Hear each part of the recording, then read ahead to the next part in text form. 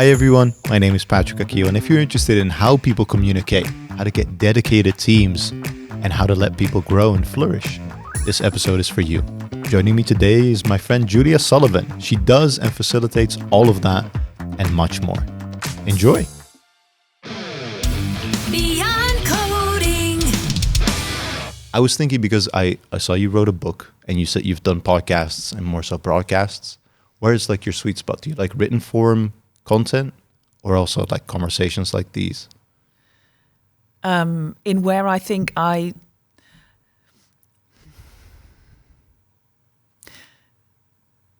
both really. Most of my work happens live. Yeah. But then I'm training people, so nobody's interviewing me about me. And I suppose that's what I'm used to doing, working live with people, whatever happens. Yeah. I'm not really used to people interviewing me about what I think, so whenever it's about what I think and about me, then I like to prepare. So in that sense, writing is good because I tend to kind of edit myself while I'm talking.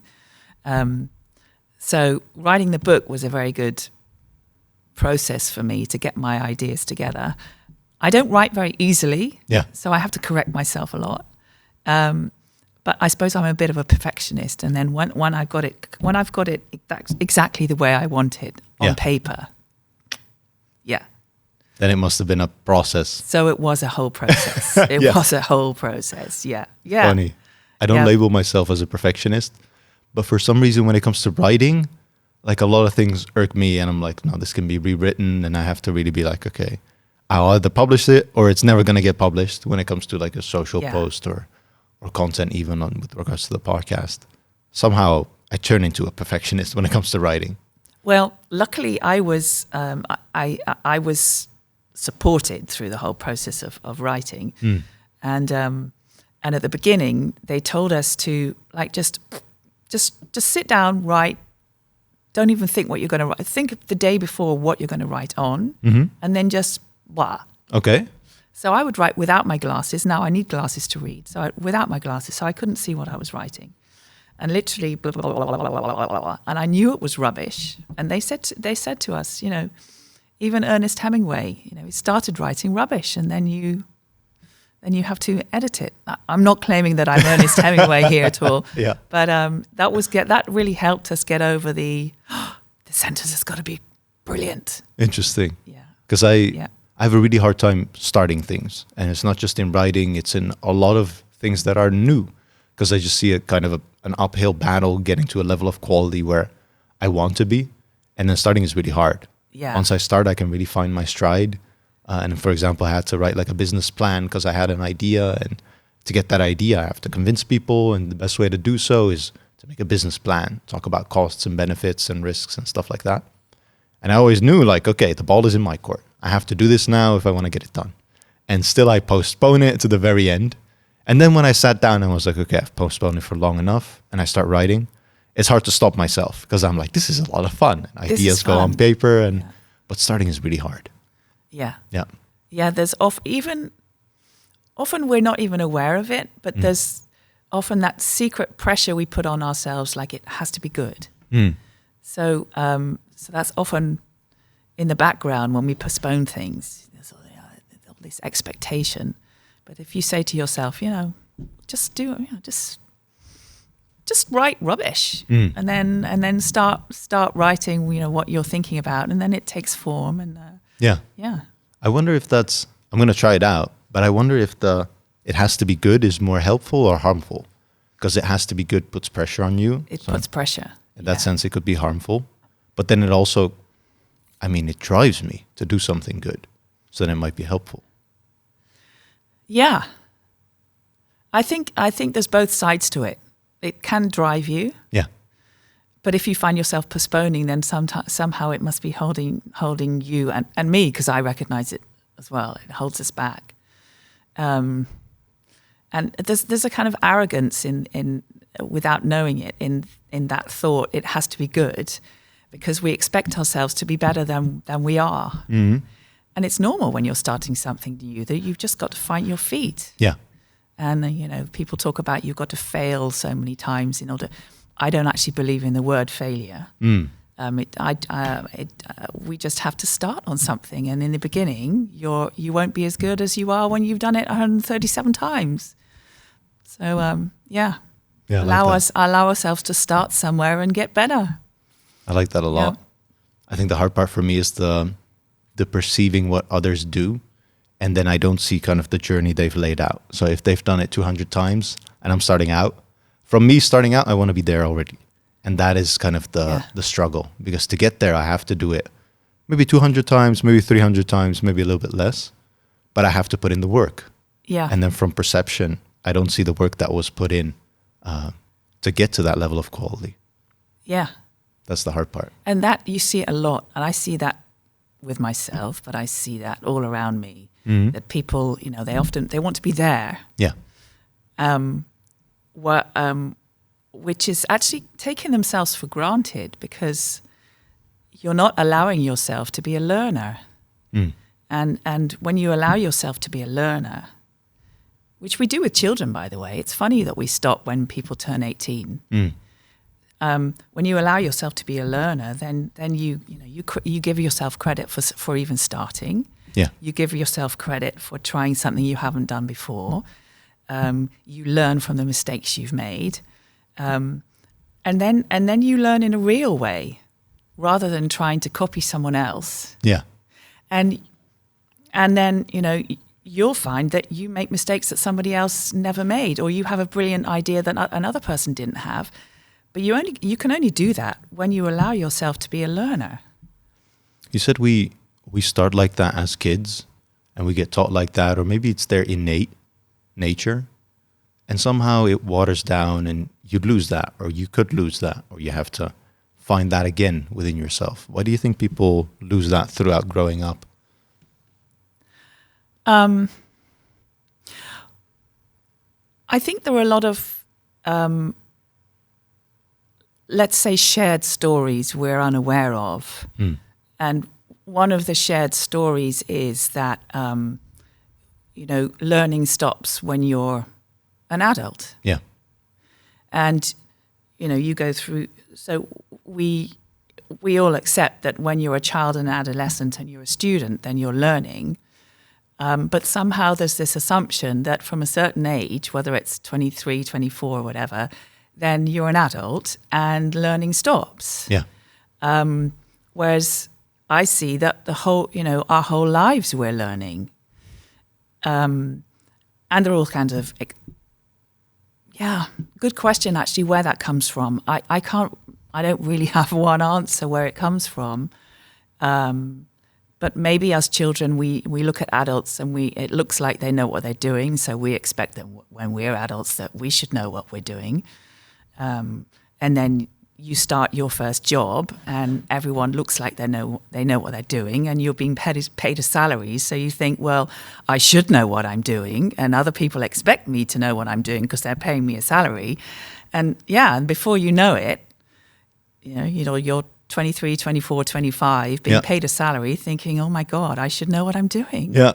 And I don't, it really hits home what you're saying, because for me, as a kid, I was like, adults know everything. I was very curious. I asked a lot of questions. Sometimes I got the answer I thought was true. Sometimes I got a different answer, but I always got an answer. Sometimes I got you asked too many questions, but still, I was like, adults know everything. And I also thought that going into adolescence, I was like, I don't know everything. I don't know how people do this. And especially joining my first organization as a first job coming out of my educational journey, I was like, people really don't know actually what they're doing, or they kind of know what they're doing, or they're doing a piece of the puzzle and they're fine with that and they've accepted that. But no one really knows everything that's going on. And maybe in the way that I joined, or maybe the organization, but I was like, for me, it's obvious that I don't know. Like, just because it's my first job, because of my age, because of my title, had junior in it, for me, it's obvious. So then asking questions, I don't really think someone is going to have an opinion of me asking questions. And then I saw other people really, how do you say that? Get far ahead by asking questions and get a lot of stuff done by clearing things up and by asking questions that I thought other people knew, so I didn't ask. And because of that, I think I've always held on to that. I think asking questions is fine. Still now, I don't think I know everything. I think it would be very arrogant to say I know everything. Maybe I do myself a disjustice for some topics that I say I still don't know everything. But still, I think that mindset is better than having the mindset of I've learned everything. Because then if you've learned everything, your learning stops. And therefore your growth also stops. You're very wise. Thank you. Yeah, no, absolutely. Absolutely. I really think that, well, I agree with you. And when we stop asking questions, then our learning stops. And I mean, very often it kind of, I'm thinking in Dutch here, very often people kind of slip into it unintentionally. And it's not that they're meaning to be arrogant, but there's a kind of hidden fear, especially when you get to a certain age or you get to a certain level in your job, that you get the impression that other people expect you to know, or that you feel the pressure. And so almost unconsciously people slip into, well, you know, I'm now this level, so... Yeah. And it's not that they say, you know, I know everything, but there's a kind of hidden attitude that, you know, I shouldn't show my weakness. I shouldn't show what I don't know. And one of the things that people find very difficult to say, for example, in a meeting, is especially if it looks like everyone else understands what's going on. I hear time and time again people say, well, actually, this meeting happened. It all went very, very fast. There was something I didn't agree with or something I didn't quite get. Yeah. But I didn't open my mouth because I was afraid of looking stupid or what my colleagues would think of me. I hear that time and time again. What about that makes the people not speak up? Is that the environment? Is that the perception? Is that how other people react or how their perception is of other people? What do you think that is? Well, a combination of all that. Yeah. A combination of all that. Because whenever you put a team of people together, whether you like it or not, immediately all this human stuff starts to play. You get opinions back and forth, whether they're voiced or not. People just can't help it. People just have opinions. Yeah. You get kind of arrogances that people aren't aware of, insecurities, tensions. All this starts to come into play immediately in every team, whether it causes a problem or not. And let's say under the surface of the water, it's there. And every team member is aware that that's happening. You're aware that your colleagues have opinions about things. They have opinions about, you know, football and what their neighbors are doing. So obviously you're aware that they will have opinions about you too. So before you realize it, you're kind of you're taking that into account and you're thinking, well, what are my colleagues going to think if I say I don't understand this? Or everyone in the room thinks this, but I think something different. What are people going to think? So it's a combination of all that, of all this human stuff going on all the time in every team. Yeah. For some reason, I've always really enjoyed kind of the team building aspect. And if something was going wrong in my team, or I think something was going wrong, I would usually point that out or start working on that.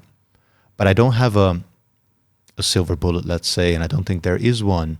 But let's say a step-by-step process of really forming a team. For me, that's still very difficult because from Xebia, we're consultants. So sometimes we come in as consultants where we already are aligned on certain values just through the hiring process, just by virtue of being part of this company.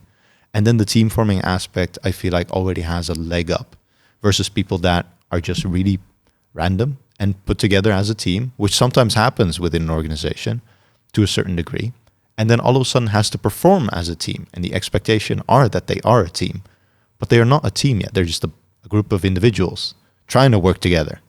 And somehow through tried and true, through storming and forming and all of that, they become a team. But I don't know how to influence that, how to expedite that, how to make that team a real team that it needs to be to perform. Well, most people don't.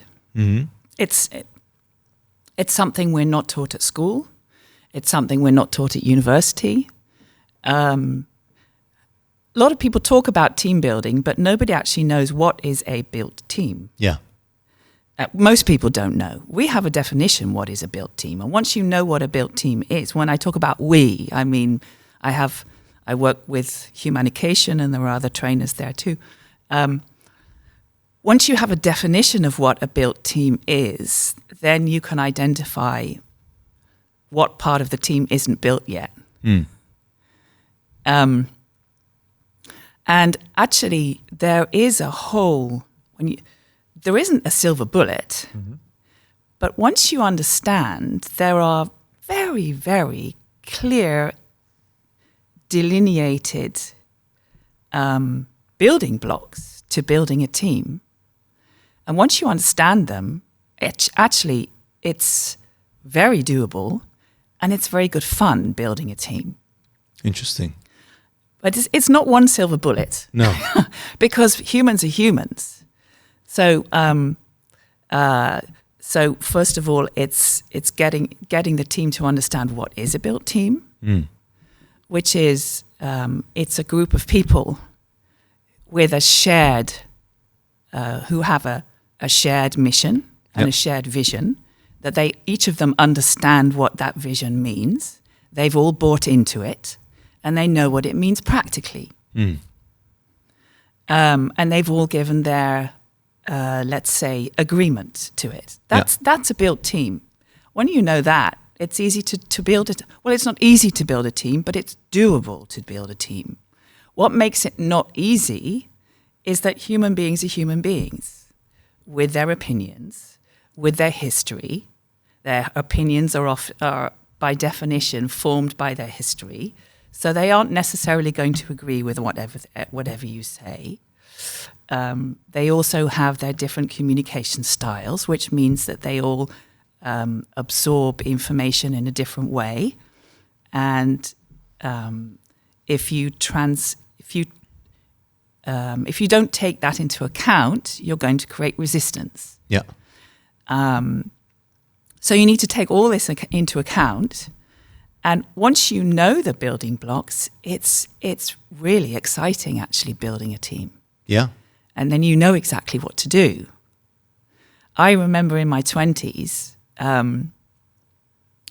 suddenly being given a position of responsibility. I was made editor of a tiny trade magazine, but I was suddenly responsible for a team of, I don't know, I think it was 3 or 4 people. And I can remember from one day to the next feeling this pressure on my shoulders, like, oh my goodness. Yeah. I'm now responsible for this team. And I really didn't know what to do. All I could do was like hope. Yeah. Just hope that everyone would give their best. And I was secretly dreading, the day then that I would have to do some kind of an intervention because I had no clue what to do. And because of that stress, obviously I became I became a less nice person to work with because I was stressed about my position as a team leader because I really had no clue because no one had taught me. Yeah. And it was only, I suppose, about 7 years later when I understood, and I'd learned, okay, these are the building blocks. And then it became really exciting. Yeah. I really like that you say, right, a shared mission and vision, but people understand it.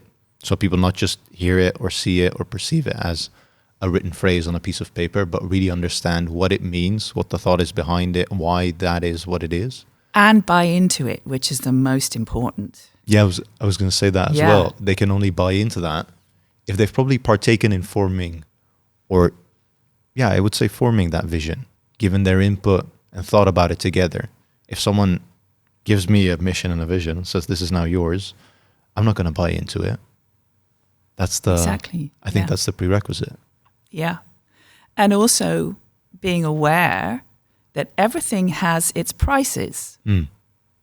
So let's say you have a vision of, and in the vision, so vision is one thing, but to build a team, you need to translate that into practicalities of how we work together on a daily basis. Yeah. And imagine one of those practicalities is we turn up on time to meetings. And on time means not 10 minutes late. On time means exactly on time. Mm-hmm. Now, in order to get everyone in the team to buy into that, they need to understand there's a price to pay for that. And they need to be willing to pay that price. Now, that price could be leaving home half an hour earlier. That price could be cutting off a conversation that happens half an hour before the meeting. Only when you've got everyone in the team willing, understanding that the mutual agreements between everyone in the team is going to require them to pay a price. They get it. They're willing to pay the price. Then you've got buy-in. Yeah. Is that also the practical implications you talked about? Because you said buy-in is one of the components and they need to understand what it means for them in a practical sense. Yes. And also, it's not only the prices, but also the benefits. Mm-hmm. Then once you've got all of them to think through the prices and the benefits, then you've treated them like adults. They've been able to think it through. Yeah. And then you're on your way to building a team. Yeah, interesting.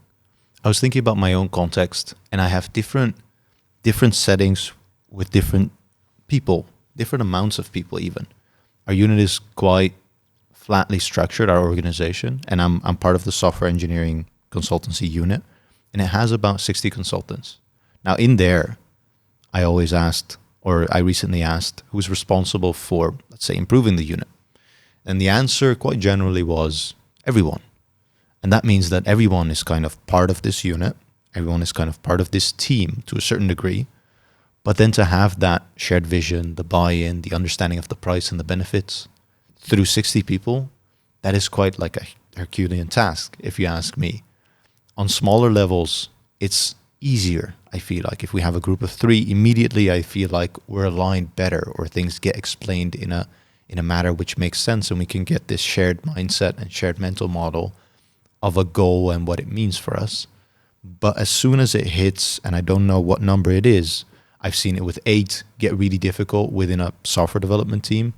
And now within my consultancy unit, we have 60. That is very hard to do, to get everyone aligned on the same matter. I don't know if that needs to happen, if some people can understand it better than others, but I would say that the biggest benefit would be if everyone understands it to the same degree. And that takes a lot of time and attention to a certain point, and there's a mismatch in also vision. Should everyone understand that, or should a few people understand that? And there's consequences to those actions that come based on those decisions. Yeah. Do you think you can form a team with a bigger amount of people? Not even maybe 60, but definitely close to, let's say, 10, 20, 30, even beyond. Well, above a certain number, it becomes difficult because above, I don't know, whether it's between 15 and 20 or to 25, roughly that, there's a certain number above which you don't really know everyone personally. Yeah. It's probably bigger than 25. So then it becomes more difficult. But it becomes more necessary for each person to really get, let's say, what the moral values are in that team. And for that person to understand that it affects them as a human being. So I'm not just talking about the mechanics of how we work together, and not just talking about the mission that everyone buys into it, but let's say, the moral, ethical quality of what it means to be part of this team. So here we're talking about values. Now, a lot of companies work with values, but very often they're just, I don't know, whether it's we're a service-oriented team. What does that mean? Could mean everything. It can mean everything. Yeah. It's only when you as an individual understand what, at your core, what it means, and that it applies not only to how you handle your clients, but it also applies to how you handle your colleagues. And how your colleagues handle you. Yeah, both ways. So that it affects every phone call you have with each other. It affects every meeting. So actually, every activity you do with your team should be formed by these ethical values that you've all agreed to.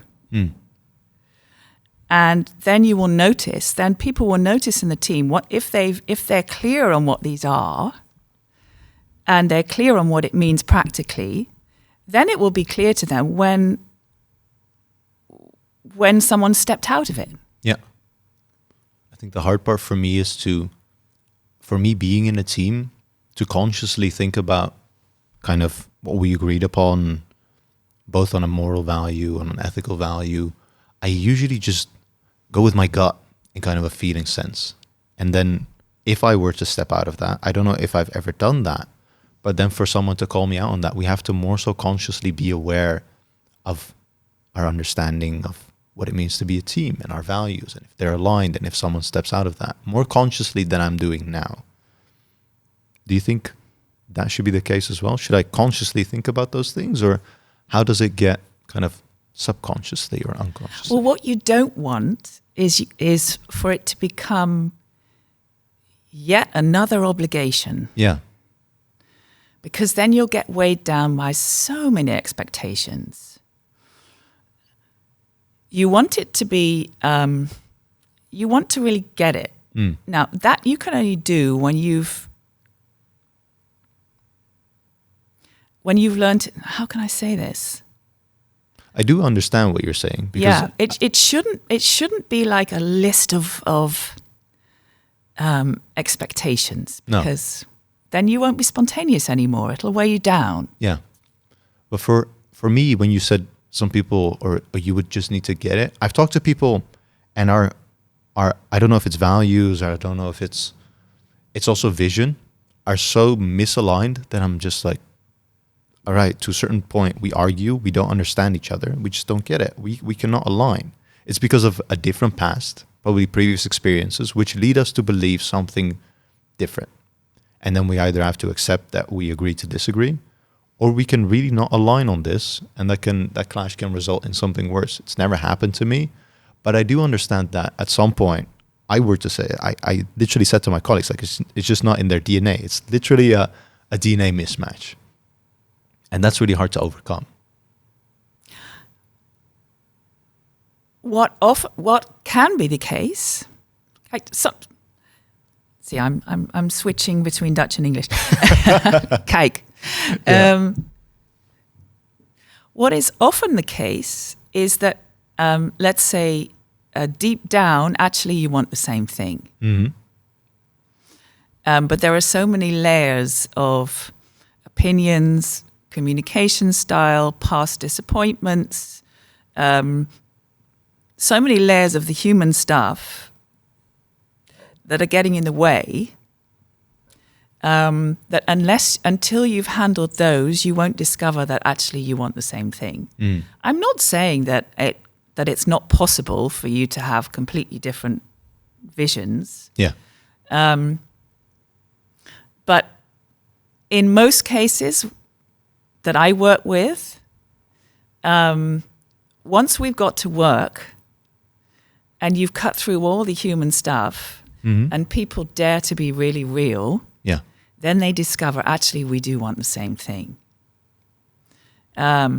Because coming back to what we were talking about earlier on why people stop learning when they've left university and they start working, is that somewhere along the line, all of us have learned that it's not good to make mistakes. We say it's good to make mistakes, but in practice, we don't like it. It doesn't feel good. It doesn't feel good because we feel stupid.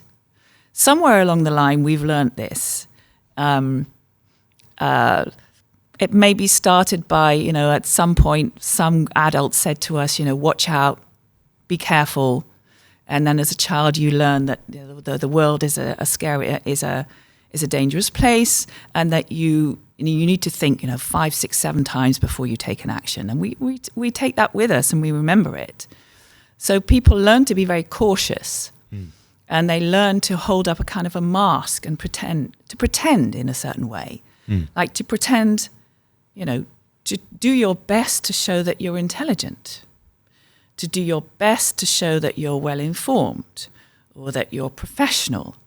So without realizing it, most professionals are holding up a kind of a mask. And that is one of the reasons that tensions arise between people in teams, that it looks like people don't want the same thing. You need to deal with that before getting to the core and realizing that actually you want the same thing. Yeah, it's interesting that you label it as a mask, because I've explained this in different settings, even to my parents. When I'm with my friends, I'm a different kind of person than when I'm at home, because my home was a bit more strict, and with my friends I had more freedom to explore as a kid, for example. And even at home or with my siblings, I say when I'm at work, it's a kind of a different version of me. What you're seeing on a recording, on a podcast, is still kind of a different version of me. They're all different versions of me. And I hope I am still my authentic self, and I don't feel like it is a mask. But yes, I feel like the more kind of stigma you have on how you should act, the further away you go from being your true self at work. And the further and further away, all of a sudden that masks clash, let's say, whereas you really like the person sitting across from you. But in that setting, in a professional context, you clash. Whereas when you were at a bar, you can talk like friends, and it's a different setting. And I was maybe a bit unfair with the word mask. Sure. I'm not saying that people continuously have a mask. Yeah. It's just that, when we feel attacked, when you're in an argument or a discussion, and you feel strongly about something, and the other feels strongly in a different way about something, then we find all kinds of different ways to hold our, to take a stand and show that we're right. Yeah. That's one way of holding up a mask, or where you where people secretly feel, have I got enough experience for this job? And so it sounds very cruel to call it a mask. I don't mean it cruelly. But what I mean is doing your best to look the part, really. Yeah, yeah. And very often it works. I'm not saying it doesn't work, but there are some places where it doesn't work. Yeah. I think I'm trying to think, because I was wondering how to break through that. And the only way to do that is if everyone kind of drops that mask and literally states their opinion truthfully without being fearful of what others think. So the environment needs to be safe enough to do that. Other people need to be aware and not judging and not hold that against that person, because otherwise they're going to shut down in any future interactions. I think a whole lot needs to be in place for people to be kind of their true self in those interactions, and especially within an organization, because an organization has a brand, has a reputation. People have a certain idea of what they should do to uphold that. Look at other people and perceive them being not really truly themselves, maybe even unawarely. So it's really hard to break that down, I think. This is what I do. Yeah. It's very exciting. It's not hard. You just need to know how. Well, how would you start?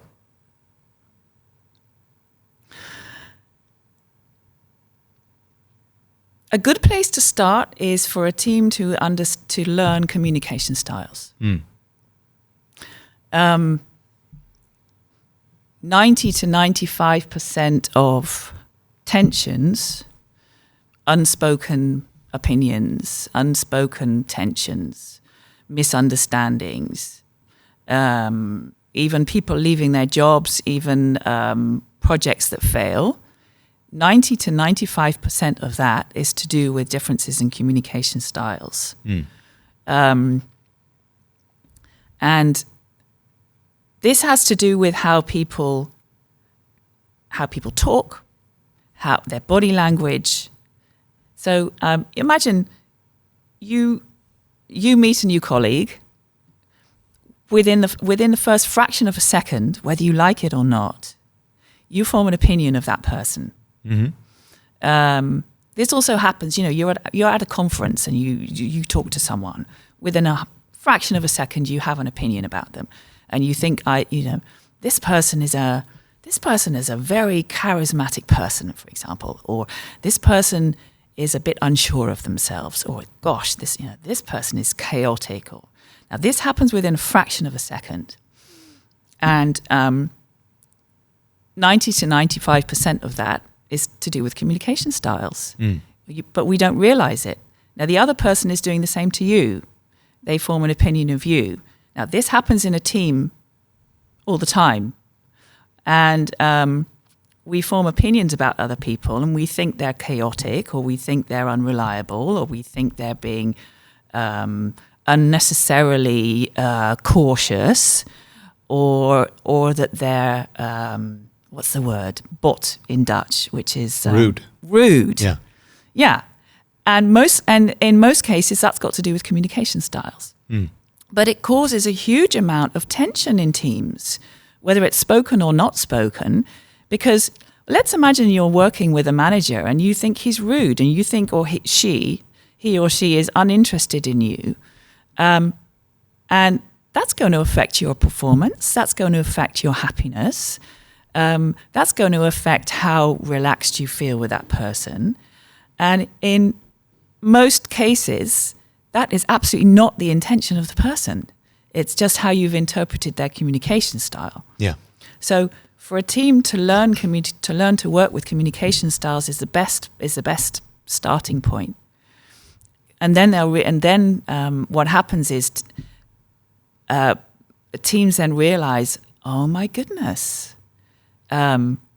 suddenly kind of 50% of the potential tensions just kind of dissolve. Yeah. Is it more so from the Is it more so from the interpreting side, or also from the person that has that communication style? Because for myself, I like to be flexible in communicating to get stuff done, basically, to get more stuff done. And I think part of that would be to switch up my communication style based on the person that's in front of me. Yeah, it works both ways. So you want to be able to read the person who's talking to you, so you understand that they're not being rude, they're not being chaotic, it's just their communication style. But by the same token, when you're talking to someone, you need to be able to talk in their communication style so that they get you. Yeah. So that they realize that you're not being rude, you're not being, if you're too flexible, by the way, they may think certain styles may think, oh my goodness, this is taking too long. So it works both ways. Yeah. Yeah. So if you're somebody in a team and you feel that you're not being heard, you want to learn communication styles so that you get heard. Exactly. Yeah. How does a team get aware of what each other's communication style is, other than just day-to-day interactions in that way? It takes half a day of a training to see it and get it, and it takes a day to learn to work with it. So it's part of you, so that you work with it naturally, so that you can use it at home with your kids, so that you can use it at home with your partner, because it's really about talking to people. Yeah. I've heard this one before of like colleagues in the past that they're like, I'm aware this is my communication style and I do not care. I don't want to adapt. If you have people like that in a team, how do you solve that, or how do you work around that? Well, first of all, it's absolutely their prerogative. Of course. It's up to them to decide. Yeah. When it's about colleagues, they may not care. But when it's about their 2-year-old kid, they probably will care. That's a good point. Yeah. So in all the work I do, it's all about communication with people. So the way you communicate with your colleagues at work, is actually no different from the way you communicate with your child. Of course, you talk about different things. Yeah. Yeah. But if you're able to talk, to create connection and understanding and humor and mutual respect with anyone at your work, then you're able to do it with your 2-year-old child. Yeah. Yeah, I love that. I'm going to use that probably. Yeah. Yeah. Yeah, why not?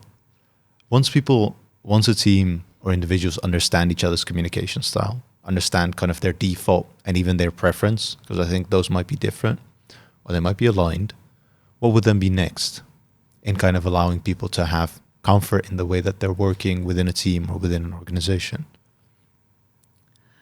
It's also very important in a team to create okayness to be honest.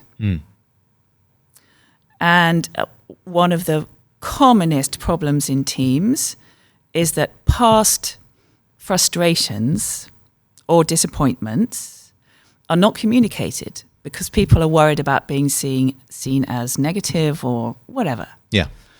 Now, people talk about being transparent, but in practice, it's more challenging than in theory. Mm-hmm. So you need to get.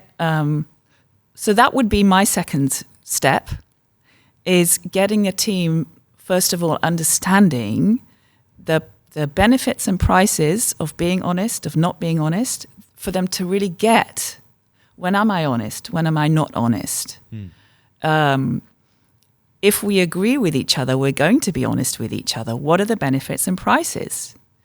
Which, because let's say we agree we're going to be honest with each other. It sounds good on paper. Yeah. And it's easy to say.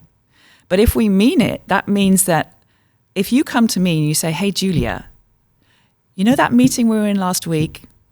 Well, what you did in that meeting, that didn't work for me. It means I need to be willing to hear that from you. Yeah.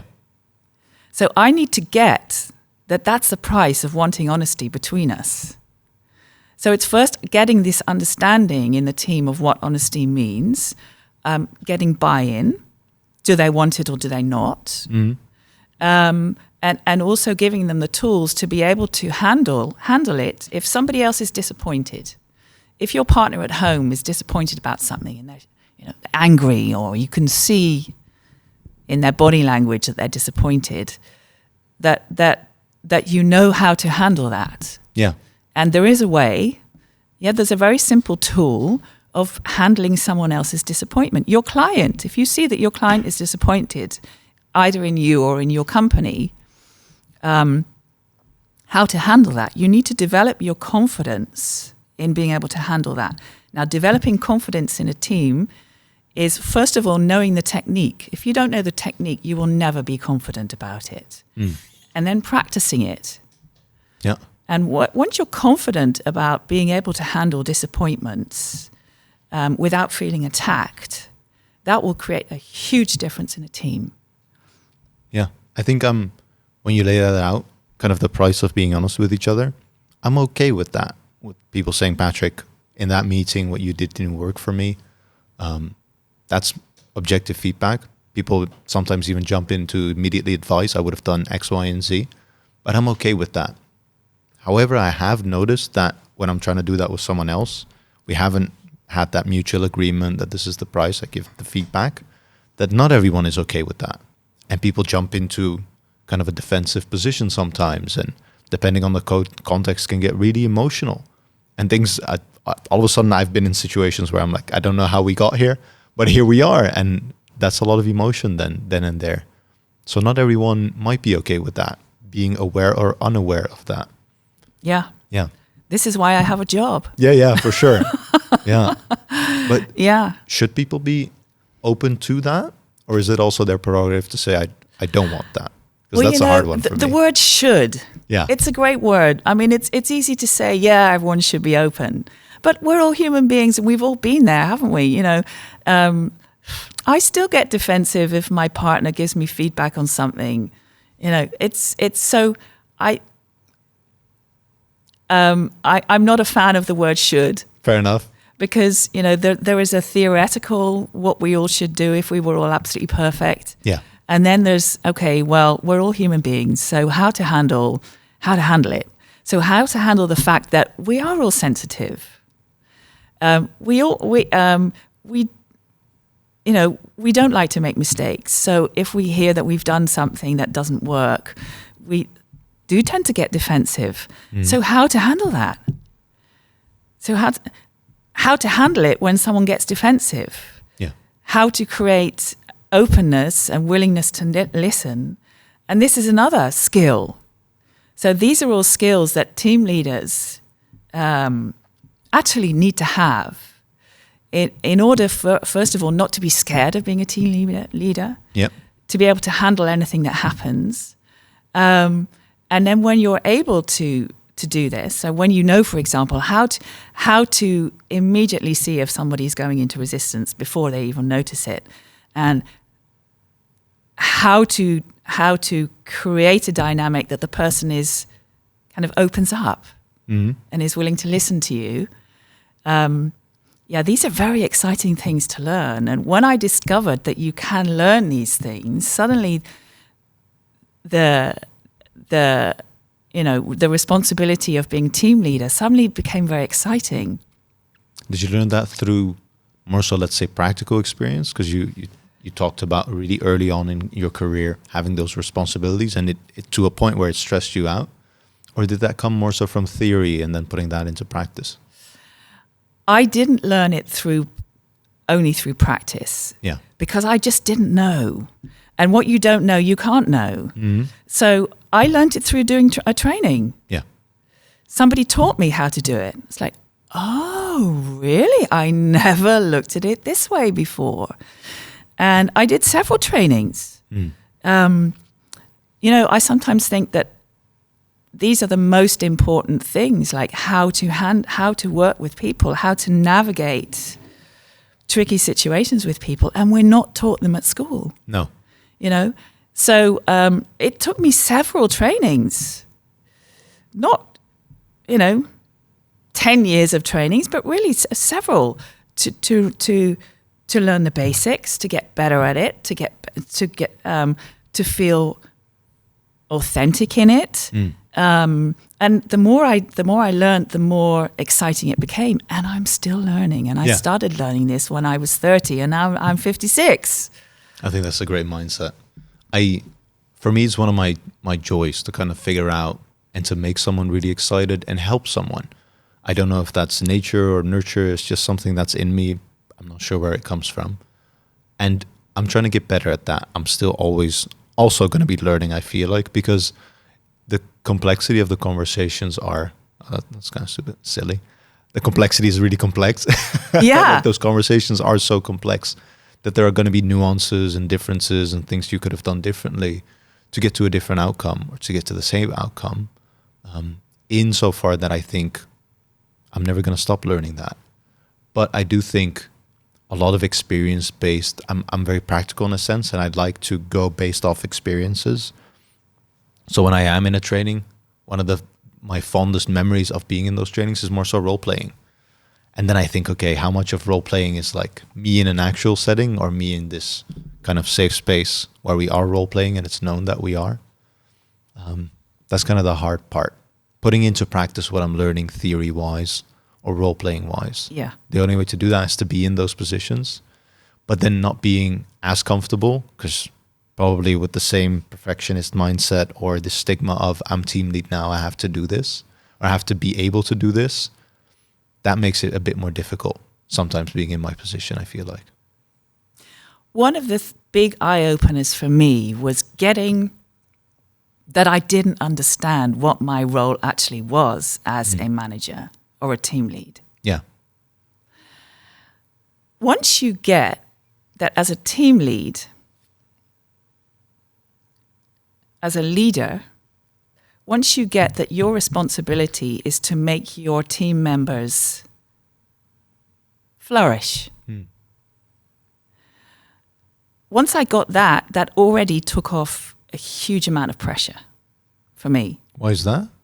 Because until then, I hadn't got that clear.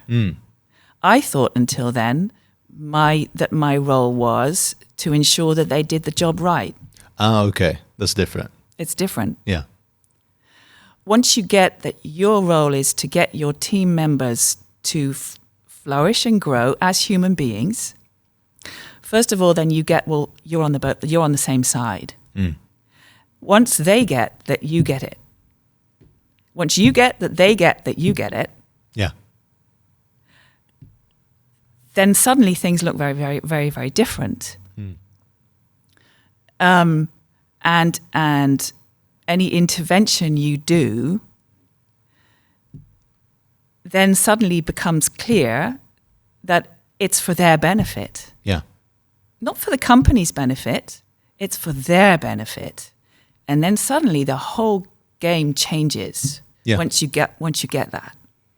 Yeah, being in that position and having been in that position, I open up more easily if I know that someone is there to make me grow and to make me flourish. Yeah. Because then I can be open, I can be honest. As soon as that kind of goes away, that is the hard part, because then the walls come down and things are not being said anymore. Yeah. But I've had the fortune that I've worked with managers that really gave me the feeling that that was the case, and also acted upon a way that I understood that that was the case. And with situations where that was not the case, I felt something was missing, I must say. And I saw elsewhere to get a feeling, in a sense, from someone else then. Yeah. Yeah. How do you give people that? And I don't know how to do that. I think I do it maybe automatically, or I try to, because you have to get people into a place where they understand that and feel that and see you act upon that as well. Exactly. Yeah. Exactly. They need to trust that. Yeah. And for them to trust that, they need to be able to see you, us, whoever, the team leader, as a human being.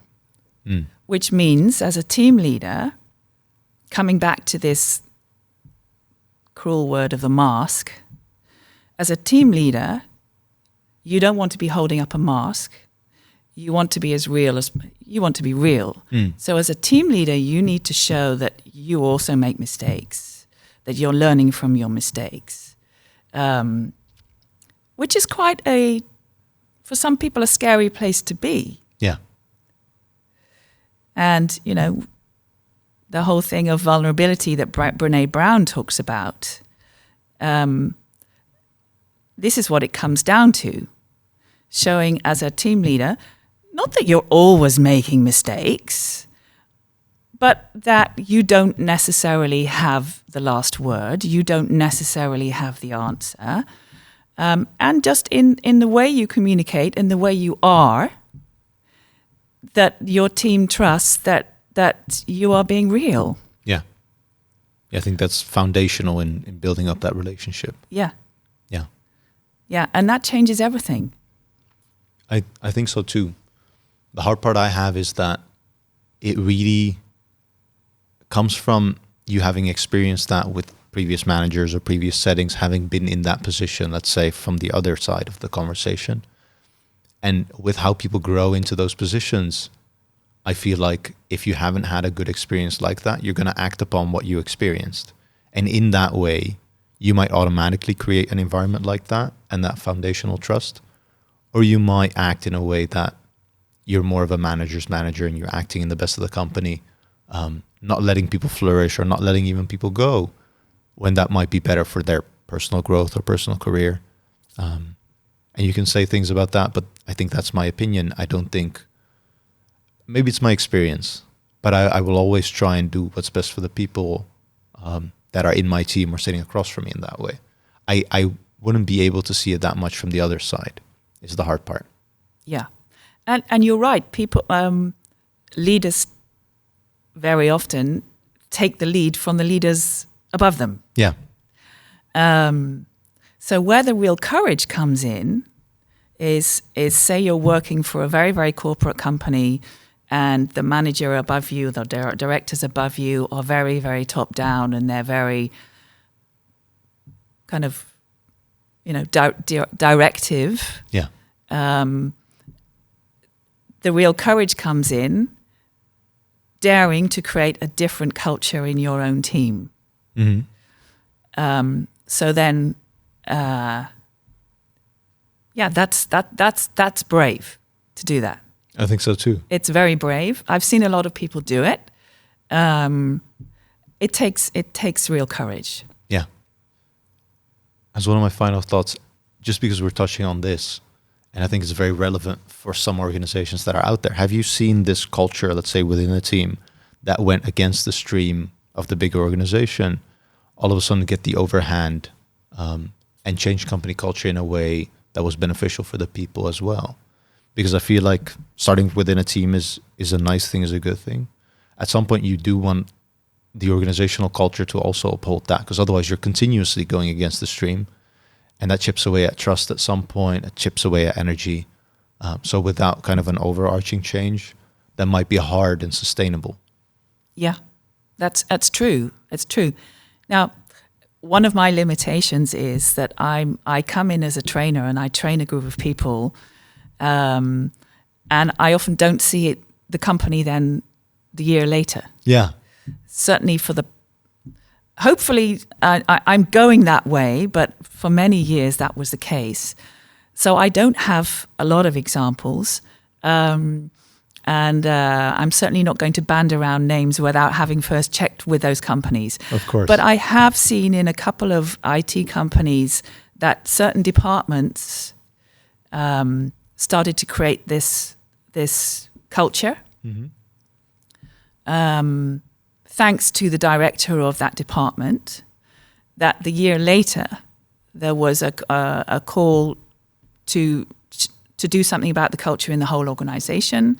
They looked at what she'd done in her department and they decided to do a whole culture change process in the whole organization. Beautiful. Yeah. Yeah, it does happen. Yeah, that's amazing.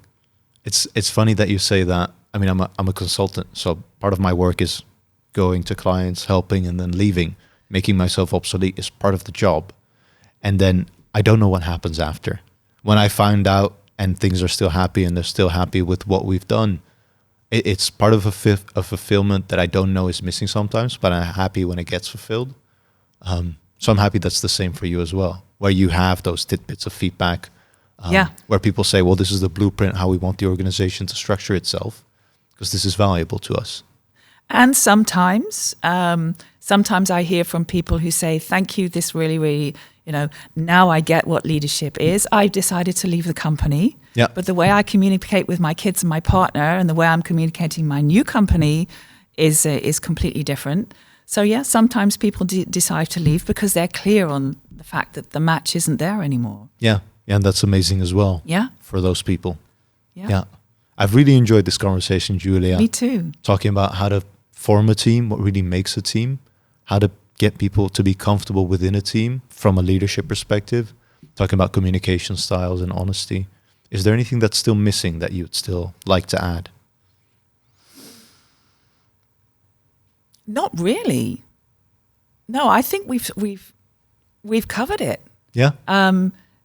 The thing I would like to leave people with is once you get that work is actually about relationships with people and making them work, then work becomes very, very exciting and meaningful. Yeah, meaningful is the essence there. And that you never stop learning. Yeah, I love that. Let's round it off here. Thank you so much for coming on, Julia. This was a blast. And I'll round it off here. Thank you for listening. If you're still with us, leave a comment in the comment section below. I'm going to put Julia's socials in the description below as well. Reach out to her, let her know you came from our show. And with that being said, thank you for listening. We'll see you on the next one. Beyond